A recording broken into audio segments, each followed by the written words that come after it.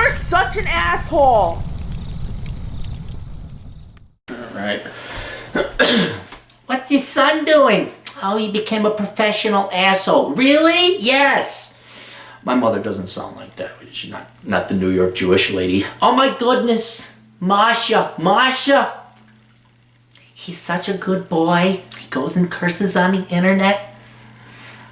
I'm so verklempt. Never mind, old Saturday Night Live kid. Alright, I'm a male, 24, currently living in Sydney, Australia, in between jobs at the moment, taking care not to sell myself short by jumping into the first job offer I get, but finding a job that pays what I know I'll be bringing to their company with my aptitude is fucked when every employer I seem to meet is some quanta boomer.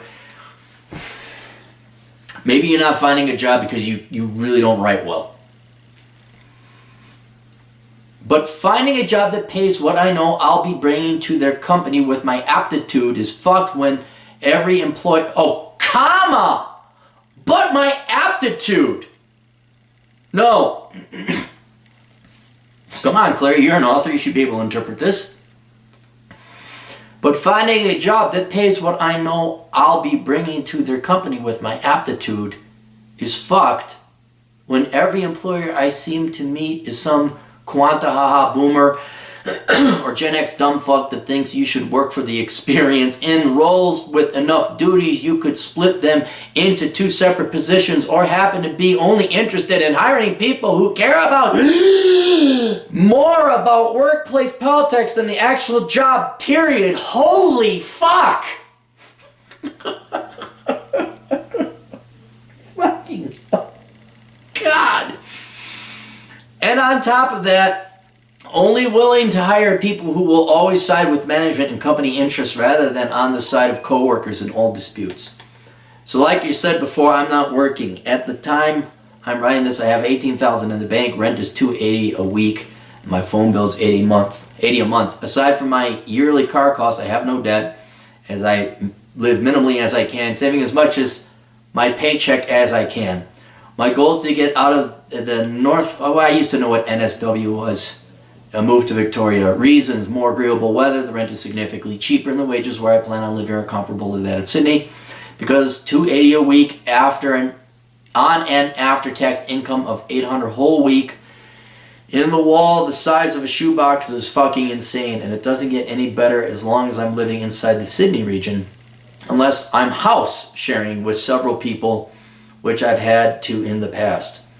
As far as intelligence goes, so you know what you're working with, I completed an online test with a year back, so I don't know much about validity, how much validity it holds, but my score came back as 112. All right, that's higher than average. Looking it up, it seems to be slightly more than average, though I don't feel that smart. On the contrary, I actually feel really dumb and limited when it's come to achieving my goals in the past. I'm suffering from the curse of the slightly above average IQ. No, I don't think you're normal. You're normal. Where I have enough self-awareness to realize everyone else is dumb, a dumbass, but lack enough intelligence to get myself where I want to be. Not everyone else is a dumbass compared to you, okay? You're very average. So anyway, I know it's possible to move to Victoria right now. My $18,000 is enough to cover the moving cost and put me in a slightly larger hole for at least $100 less in rent every week comfortably until I find a job. That said, I keep hearing that work is tight to come by in Victoria. So I'm hesitant to commit to an interstate move when funds aren't that high, and I'm coming from a position without a trade or a skill in demand enough to have jobs thrown at me.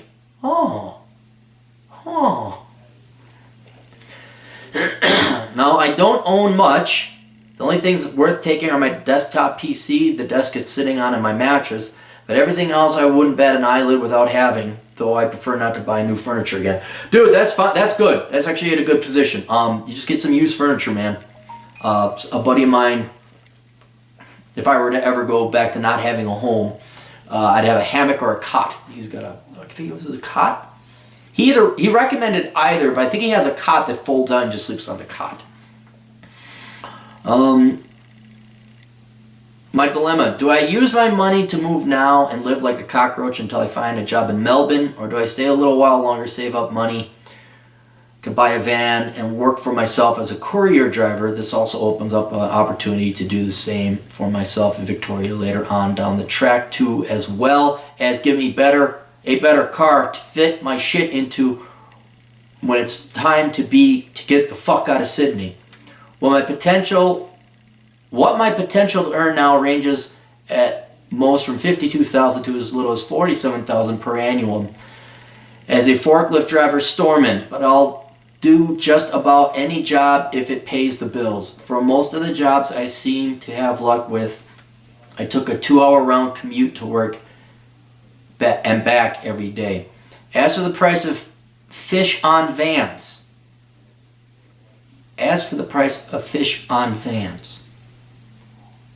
what I can expect to spend for a second-hand van that's in a decent year model and mileage range start at $12,000 at the end, around $17,000. I could potentially risk buying something cheaper, but I'll need to inspect them more thoroughly and preferably with a mechanic alongside me. Oh yes, you will. You get a mechanic to look at that. Now I already own a car, though I'd be parting with it shortly after I buy the van, so it's possible $4,000 to $5,000 I can make back. I'd also considering buying the van on a lease of $17,000 or higher, but given your outspoken opinion about going in debt for a car, I'm not so confident in doing so unless this situation is an exception. As for the potential income I could earn, a few of the ads I've come across for experienced couriers, which I do have experience in doing, range anywhere between $1,200 to $1,600 before tax per week. But I don't know if my wages are going to be falling in that zone consistently or fluctuating spastically and dipping under what they've advertised. It's something I'll need to work out with them. Personally, I'm leaning on staying in Sydney longer and hustling as much money as I can make before buying a van. Because, are you in Sydney now? You're in Sydney now.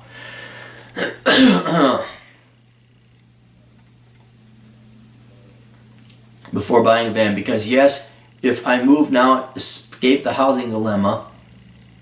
I escape the housing dilemma. But I still have to put up and shut up with the other demanding and underpaying employer problem. No matter where you go, dude, those employers are going to be. You don't just pick up sticks and go and the employers magically change. All employers are dickheads. All boomer bosses are incompetent. All Gen X employers are probably also incompetent. I haven't worked for a Gen Xer though, I don't know. So the grass is not greener on the other side, is what I'm saying. You're just going to incur more moving expenses. In other words, if you can't make it in Sydney, you're not going to make it anywhere. There's no magic place where you go and all of a sudden everyone realizes what a genius you are.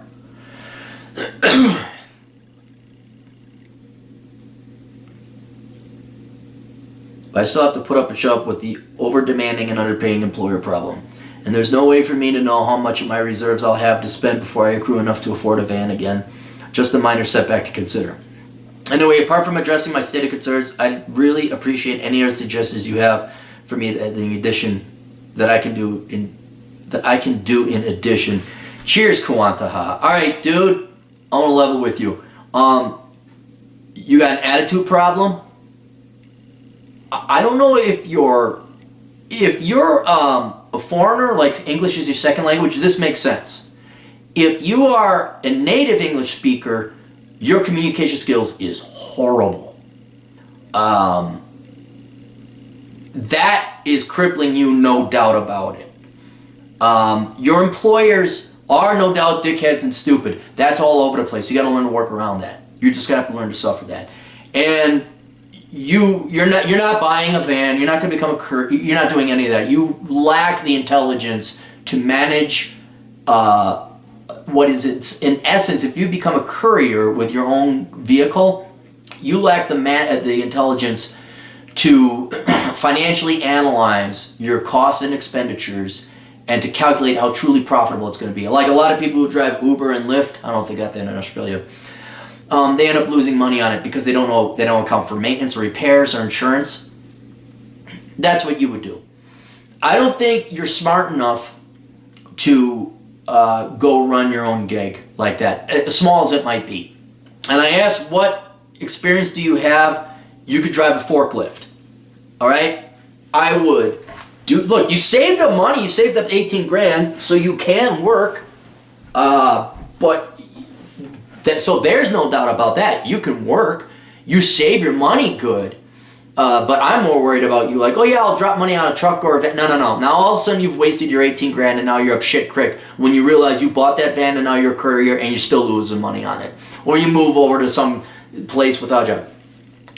You are going to go find a job as a forklift driver. Or any job that you can get that does not require you going and buying another asset or car or vehicle and then hoping you make money. All right? If someone pays you or gives you a car to go be a courier out, all right, fine. The company, FedEx, DHS, or whoever out there has you drive, fine. That's cool. You can do that. You're not buying a van or a truck and then running a business out of it. You're just not going to do it. You're going to save that money, and then what I would do is I'd go be a forklift operator wherever you can, and just do the fucking job. That's it. Just do the job. Save your money. In the meantime, once you get a job and things are going well, you start making a little bit of money, what you then need to do is get into some kind of skill or trade. Not college. Don't go to college. You need to do something that maybe heavy construction equipment operation, something that the mines or the engineers would hire out in Australia, something in the trades. Something that you are not going to have to, you're not going to be management. Somewhere they say, you go do this physical thing out on that device or that machine or that rig, and your boss is in a different state there because you are not going to work in an office. It's just not going to happen. All right? I mean, maybe you could, but it would take an attitude adjustment that I just don't think you're going to be capable of. Plus, in an office environment, you're going to have to communicate and your writing skills are shit. Right. To be perfectly honest, I'm the only one that's going to tell you that. So you need to be forklift. You could be a driver, be a truck driver. You're not buying your own truck. You're not buying your own truck. You're not moving out of Sydney. There's no reason to move. Go now. If you got a job offer, if Rio Tinto were to offer you a job offer in the mines out by Perth, okay, that's different. Right? Then maybe you could go out there. But you are going to drive the truck. You're going to drive the forklift. You are going to weld the metal. You're going to lay the tracks. You're going to inspect the crossings. You're going to do something with your hands or driving where your boss is not around and you're not filing reports. You're not writing reports. You're not doing data analysis. You're not going to be an accountant. You're not going to be in management. You get yourself a trade or a skill. All right? And once you have a skill or a trade, forklift driving is a skill. That's the only skill you got. Once you have something that pays a little bit more, then you can start applying for jobs. But right now, forklift is a skill. It's not the greatest skill. I probably could learn it in a day, all right? I can get my certification in it. That's not a high hurdle. You need to go and get a better certification and a better trade and a better skill. And then you can go ahead and start applying for jobs that pay more. And I don't know what the labor market is like in Australia for different types of trades. I mean, don't they say the ladies get the tradies over there? All right, find out what trades pay the most. And then when you have some time, after you work your forklift job, then you go to school for that trade. That's what you're going to do. You don't have to. That is just what I advise. And there you go. All right, questions, answers, ASLConsulting.com. We'll see you guys later. Toodles.